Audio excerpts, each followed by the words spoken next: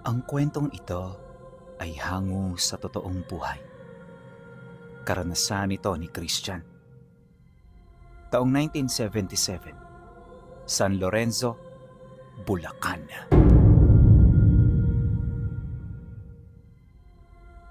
Noong mga panahong ito, nakatira malapit sa lawa ang pamilya ni Christian.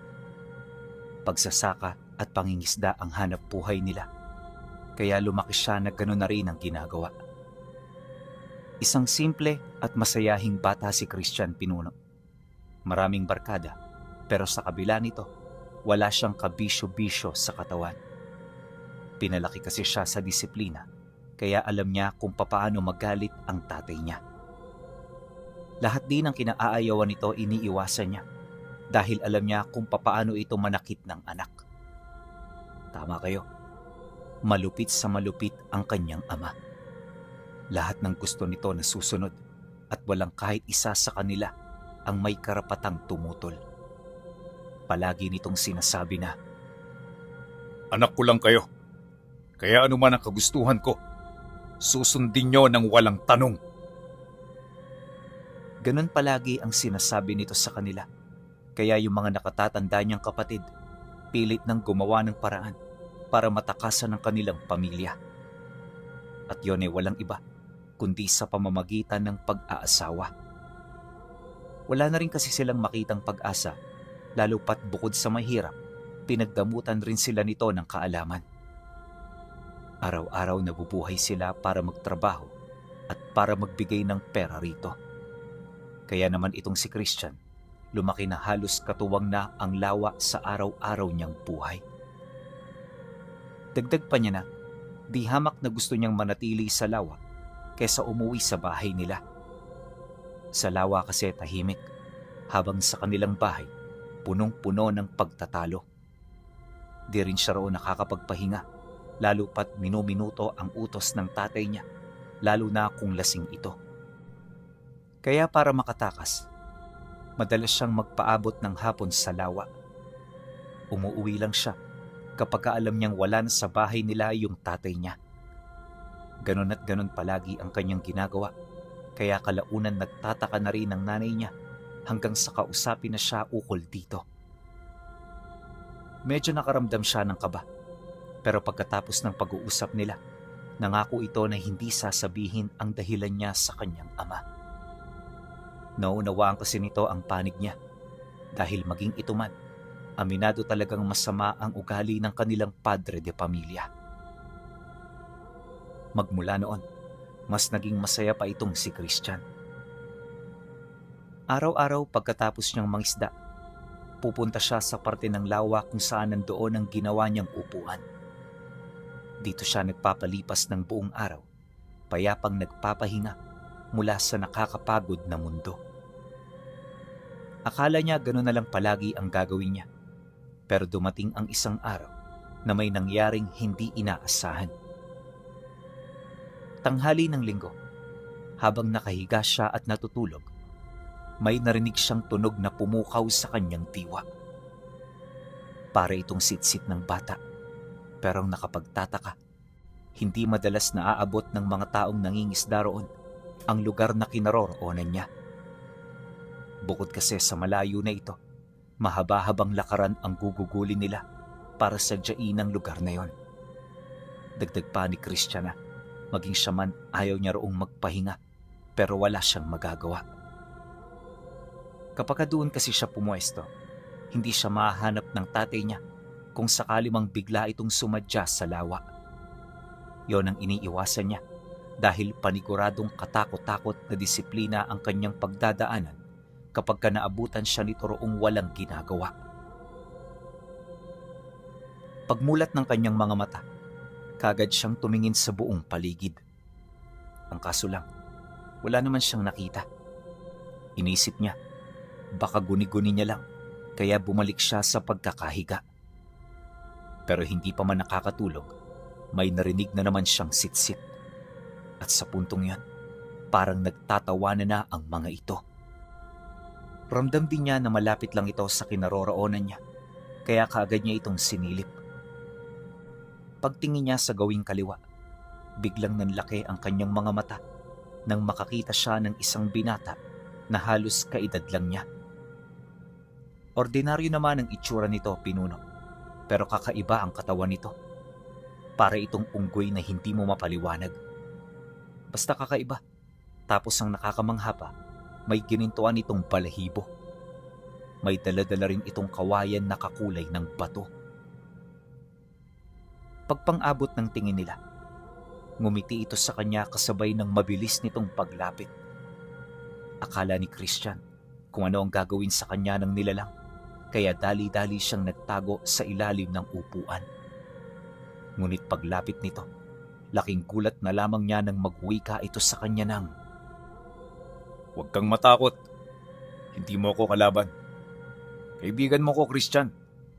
Matagal na kitang pinagmamasdan sa lugar na ito. Nang marinig niya ang boses nito, dito siya nakaramdam ng kapanatagan. Bagaman hindi niya alam kung anong uri ng nilalang ang kaharap niya, pinili niya itong pagkatiwalaan. At sa pagharap nilang dalawa, nagpatuloy ito sa pagsasalita. Matagal na akong naninirahan dito. Sa loob ng ilang siglo, wala akong nakitang taong ginawang tahanan ng lugar na ito. Ikaw ang una, kaya nagtataka ako kung saan ka humuhugot ng lakas. Sigurado akong alam mo ang tungkol sa istorya ng lugar na ito. Kaya tatanungin kita, ano ang nag-uudyok sa'yo na manatili? Pagkasambit nito ng mga katagang yon, kaagad niyang naalala ang tatay niya. Maya-maya pa, hindi na niya napansin na inilalahad na pala niya ang tungkol sa tunay niyang problema. Nang mamalayan nito ni Christian, kaagad siyang tumahimik. Pero kahit anong gawin niya, narinig ng nilalang na yon ang lahat ng sinisigaw ng puso niya. Makalipas pa ang ilang minuto, bigla nitong inilapat sa kanya ang kaliwang kamao nito. Dahan-dahan itong bumukas hanggang sa may makita siya ritong maliit na papel. Kulay kayumanggi ang papel at base sa itsura nito, mukhang hindi ito madaling mapunit. Bibigyan kita ng pagkakataon na makalabas sa sitwasyon mo. Bumalik ka rito sa gabi ng Biyernes at makukuha mo ang inaasa mo. Huwag mo itong ipagsasawalang bahala dahil ito ang pinakamagandang alok na iyong matatanggap. Matapos nitong magsalita, naglaho ito na parang bula. Ayon sa kanya, na sa isang kisap mata, balahibo na lamang nito ang kanyang nakita.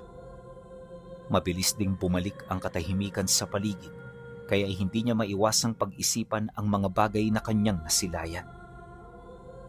Maya-maya pa, pagbalik ng wisyo niya, tsaka siya nagligpit ng gamit. Hindi pa yun ang oras ng pag-uwi, pero napilitan siyang bumaba dala ng takot dito. Sumapit ang gabi. Tulala siyang nakahiga sa kanyang kwarto, pinag-iisipan ang mga bagay-bagay. Sinubukan niya noong magpahinga, pero hindi niya ito magawa. Sa oras kasi na ipinipikit niya ang kanyang mga mata, naririnig niya ang boses ng nilalang na nagpakita sa kanya. Dumaan ang mga araw. Minabuti na niyang huwag pumunta sa lugar kung saan siya madalas magpahinga. Mas ninais niya kasing iwasan ang nilalang na yon sa takot na baka may masama itong binabalak sa kanya. Ang kaso lang, pagtungtong ng Biyernes ng hapon, tila bang nabago ang kanyang desisyon. At sa hindi malamang dahilan, maya't maya ang naging pagtitig niya sa hawak niyang papel. Hindi niya mawari kung ano ang nararamdaman niya, pero paulit-ulit na sinasabi ng isipan niya na bumalik sa lawa. Hanggang sa namalaya na lang niya na nakapuslit na pala siya sa kanilang tahanan. Ilang metro na rin ang layo niya rito, kaya imbis na bumalik, nagdesisyon siya na ipagpatuloy na lang ito. Pagdating niya sa masukal na daan, dali-dali niya itong tinahak. Wala kasi siya noong dalang lampara, kaya ang nagsisilbing liwanag niya ay ang liwanag lang na nagmumula sa buwan. Mabuti na lang talaga, kabilugan ng buwan noon, kaya hindi siya gaanong nahirapan. Pero pagkaraan lang ng ilang minutong pag-usad, may napansin siyang nilalang na bigla nalang dumaan sa ibabaw niya. Napakabilis nito, kaya hindi niya ito kaagad nakita. Basta yung narinig niya, walang duda na kumpas ng pakpak sa ere. Dahil sa pangyayari, kung kaya't medyo naalarma siya. Sa punto kasing yan, isang nilalang lang ang sumagi sa isipan niya, at yon ay walang iba, kundi ang aswang. Naniniwala siya na sa mga ganoong lugar, hindi malabong magpakita ang mga ito. Maya-maya pa, ipinagpatuloy pa rin niya ang paglalakad kahit may mga pagdududa na. Sa isip-isip niya, kapag nagparamdam pa ito sa kanya, uuwi na siya. Yon ang ipinangako niya sa kanyang sarili para naman kahit papaano wala siyang pagsisihan sa bandang huli. Ang kaso lang sa ikalawang pagpaparamdam ng mga ito, bigla yung lumapag sa kanyang harapan. At sa loob lamang ng ilang segundo, nakita na niya ang tunay na anyo ng mga nilalang. Pagsilay niya sa mga ito, kagad niyang nakumpirma na yun nga ay mga aswang. Kaya naman walang sabi-sabi, agad siyang kumaripas ng takbo papalayo. Hindi siya dumaan sa mismong daanang nilalakaran niya dahil alam niya sa kanyang sarili na madali siya nitong masusundan. At para tuluyan itong matakasan, kailangan niyang pumasok sa madidilim na parte ng kakahuyan. Akala niya kasi ganun lang kadali ang pagtakas sa mga ito, pero hindi niya alam, mas mahirap pa ito kaysa sa inaakala niya.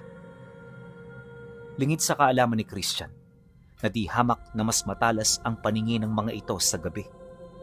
Di rin niya ito matatakasan sa pamamagitan ng pagsuot sa madidilim na bahagi ng gubat dahil ang sinusundan nito ay ang kanyang amoy. Magkakalahating oras din siyang nakipaghabulan hanggang sa marating niya ang pangpang ng lawa. Akala niya ligtas na siya, pero di pa man siya nakakalayo rito, bigla siya nitong sinunggaban hanggang sa makarating sila sa malalim nitong bahagi. Mula roon, nagpang-abot sila ng nilalang hanggang sa pagtangkaan na siya nitong lunurin. Nang mapansin niya ito, buong lakas siyang nagpumiglas mula sa pagkakahawak nito. Subalit dahil sa lakas ng aswang, wala rin siyang nagawa kundi ang manatili sa ilalim ng tubig. Inakala niya noon nakatapusan na niya hanggang sa bigla na lamang itong lumipad papalayo. At pag-ahon niya, nakita niya ang engkanto na nagbigay sa kanya ng lumang papel. Dali-dali siya nitong nilapitan hanggang sa mamalaya na lang niya na nasa pangpang na sila. Ang lakas mo naman, Christian! Biruin mo, nakipaghabulan ka sa mga yon. O siya, tayo na. Kanina pa kami naghihintay sa'yo. Pagkarinig niya sa sinabi nito, kagad naman siyang napaisip. Sa salaysay kasi ng engkanto, mukhang hindi lang yon nag-iisa sa lugar niya. Bagaman nababahala, alam niya sa kanyang sarili na wala siyang magagawa kundi ang sumunod dito ng mahinahon. Ilang minuto pa ang lumipas, di kalayuan sa lawa, bumungad sa kanya ang 3 malalaking puno sa loob ng gubat. Di hamak na malalaki at matataas ito sa mga pangkaraniwang puno na naroon, kaya nang makita niya ito, hindi niya maiwasang makaramdam ng pagkamangha. Medyo napapaisip na rin siya, gawa ng sa tinagal-tagal niya sa lugar, hindi man lang niya ito napansin. Paglapit naman nila rito, kagad niyang nakita ang malalaking alitaptap na nagsisilbi nitong liwanag. Maya-maya pa, dito na rin nagpakita ang mga kapatid at kamag-anak ng nilalang na halos kagayang-kagaya din ng kanyang itsura. Ayon kay Christian, na kung titingnan, parang iisa lang ang mga ito. Wala kasi halos pagkakaiba sa kanila, lalo na kung pisikal na itsura ang pagbabasehan. Dagdag pa niya na, iisa lang din ang boses ng mga ito, kaya kapag yon ay nag-uusap-usap, halos hindi niya malaman kung sino dito ang engkanto na kanyang nakilala. Pagkaraan pa ng ilang minutong paglalakad, nagulat na lamang siya nang bigla itong umupo sa trono na nasa gitna ng mga puno. At pagsuot nito ng hawak nitong gintong korona, tumahimik ang lahat ng nilalang na naroon. Maya-maya pa, tumayo ang engkanto at kaagad na lumapit sa kanya. Huwag kang mabahala, Christian, sapagkat ang mga kauri ko rito ay mula sa dugo at pagkatao ko. Kumbaga, ginawa ko lang sila para hindi ako maburyong at makaramdam na nag-iisa. Sumunod ka, marami akong ipapakita sa'yo. Matapos nitong magsalita, kaagad naman silang naglibot sa dalawa pang punong malapit sa mismong tahanan nito. Habang naglilibot sila roon, inihayag sa kanya ng engkanto ang pinagmula ng puno. Ayon dito, hindi yun nakikita sa kanilang mundo. Ang mga ugat nito ay nasa ilalim ng lawa upang habang buhay itong hindi maubusan ng tubig. Malaki ang pakinabang dito ng puno at ganon din ng tao dahil kasi sa punong yon kung bakit hindi ito natutuyo. Dagdag pa ng engkanto, kaya niya pinoprotektahan ng lawa at ang puno dahil sa isang mahalagang bagay na matagal nang nakatago sa ilalim ng tubig. Yun ang rason kung bakit umiiral ang puno sa mundo ng mga tao. Mariin din itong inilahad na matagal na niyang obligasyon ng pagbabantay sa kayamanang nakatago. Nabanggit din ito na hindi isang tipikal na kayamanan ang nakabaon sa lawa, kundi isang kayamanang di hamak na mas mahalaga kesa sa kayamanang hinahangad ng mga ordinaryong tao. Nang marinig naman ni Christian ang patungkol dito, medyo naintriga siya kasi ang buong akala niya, yun na ang yamang ibibigay sa kanya. Pero sa pagpapatuloy ng kanilang pag-uusap, nalaman niya na kaya siya nito pinili ay dahil sa hangad nito na magkaroon ng bagong tagapagbantay doon. Pagtatapat pa nito na, merong naghahangad sa kayamanang nasa ilalim ng lawa at yon ang kailangan niyang pigilan. Huwag kang mag-alala, Christian. Kapag tinulungan mo ako, tutulungan din kita. Hindi ako marunong tumalikod, lalo na kung may pakinabang sa akin ang isang tao. Sinasabi ko sa'yo, kapag nagawa mo ng maayos ang lahat ng utos ko, yan ang hudyat ng pagbabago sa buhay mo. Nagkakaintindihan ba tayo? Pagkarinig niya sa sinabi nito, kaagad naman siyang sumang-ayon. At nang malaman niya ang lahat, tsaka na ito lumapit para ibigay ang munti nitong regalo. Pagharap nilang dalawa, nakita niyang isang asul na bato na dahan-dahan itong iniaabot sa kanya. Yan ang mutya ng uhob. Hanggat hawak mo yan, kaisa mo ang lahat ng hayop at nilalang na nakatira sa lawang ito. Kapag ka nanganib ang buhay mo, uminom ka lang ng tubig sa pangpang. At kapag ka naman hangad mo ang karagdagang lakas, maligo ka rito. Hanggat malapit ka sa lawa, o hanggat may dala kang tubig ng lawa, walang mangyayari sa iyong masama. Tandaan mo yan, dahil ang makakalaban mo ay hindi rin mga ordinaryong nilalang. Isa na yung mga aswang na umatake sa iyo kanina. Matapos itong mailahad ng engkanto, kagad siya nitong nilibot sa kabuuang lugar nito. Ayon sa kanya, na kahit nakatira ito sa gubat, hindi maipagkakailang mas maganda pa ang pamumuhay nito kumpara sa kanila. Sa lugar kasi ng engkanto, halos lahat naroon na.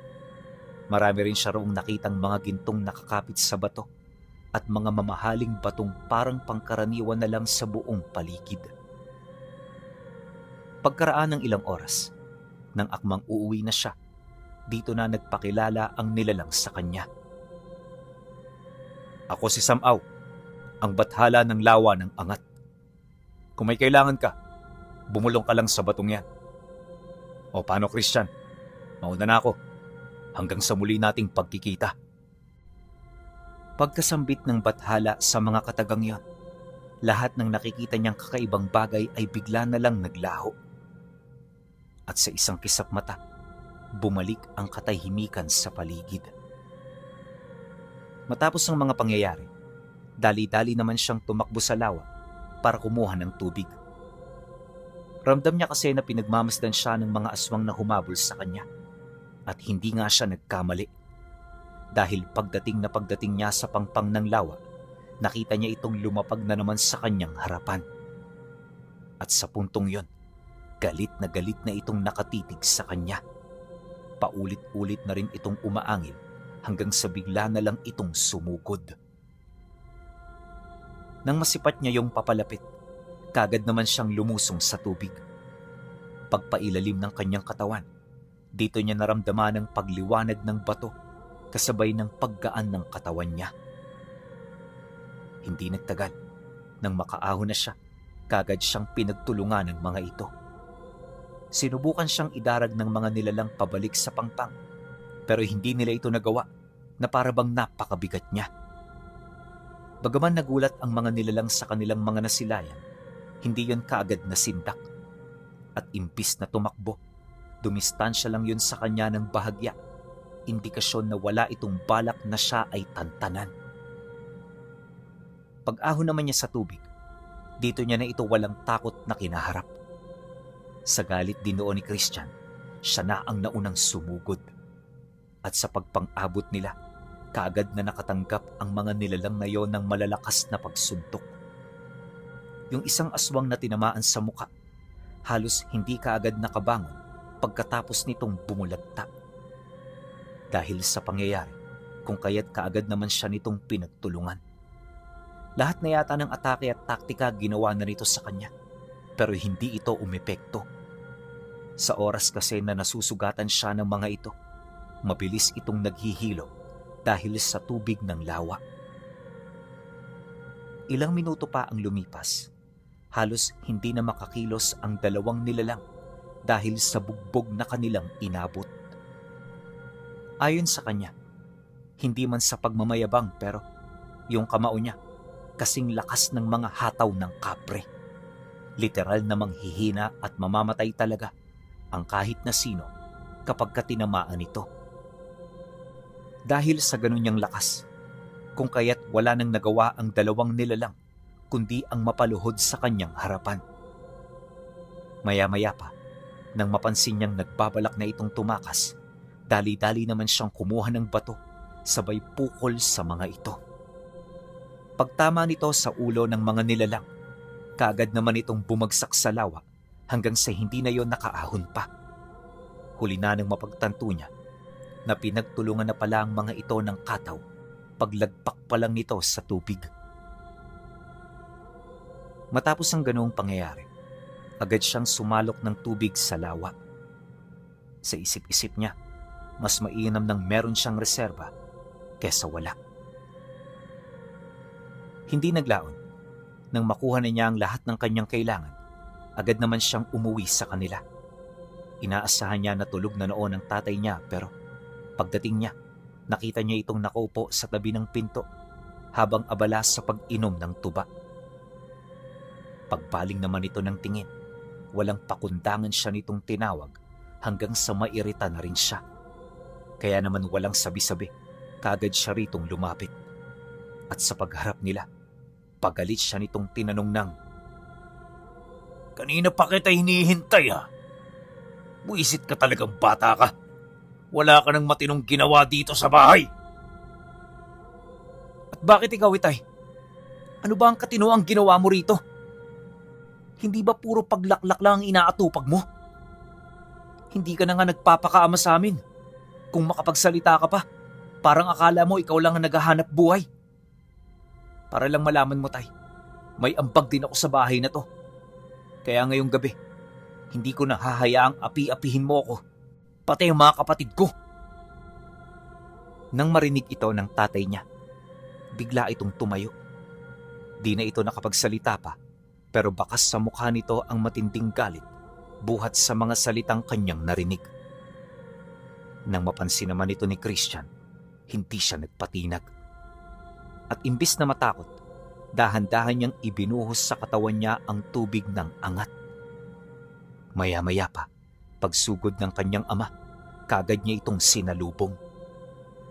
Malayo ang agwat ng edad nila, pero nung labanan niya ito, di hamak na mas malakas siya rito.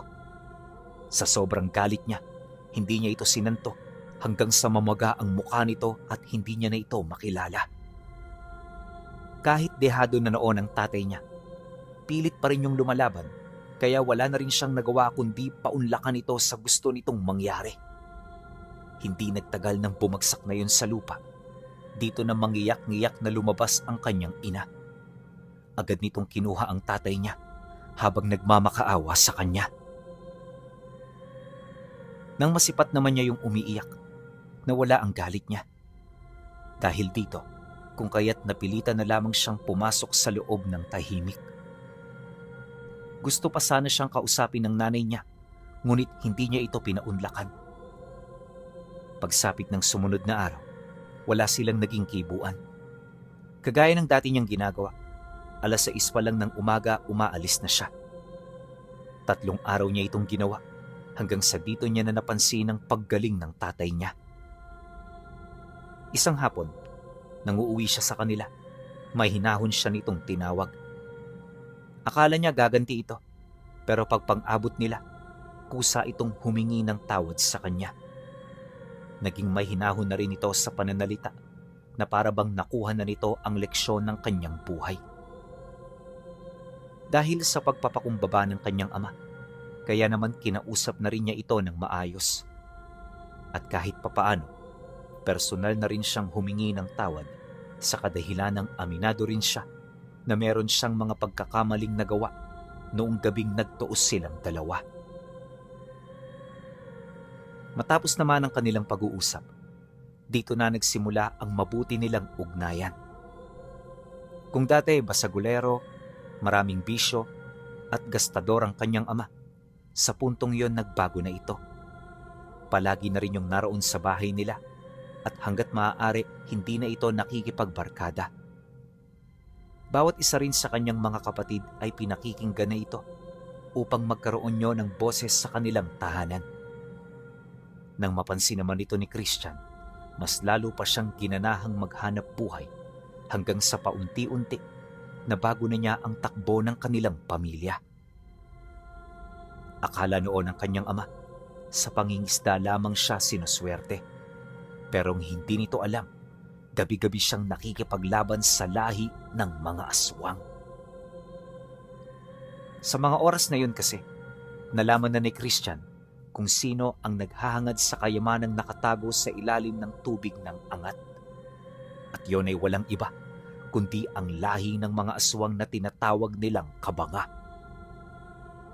Base sa kanyang nalalaman, ang mga kabanga ay mga aswang na may kalahating dugo ng kataw.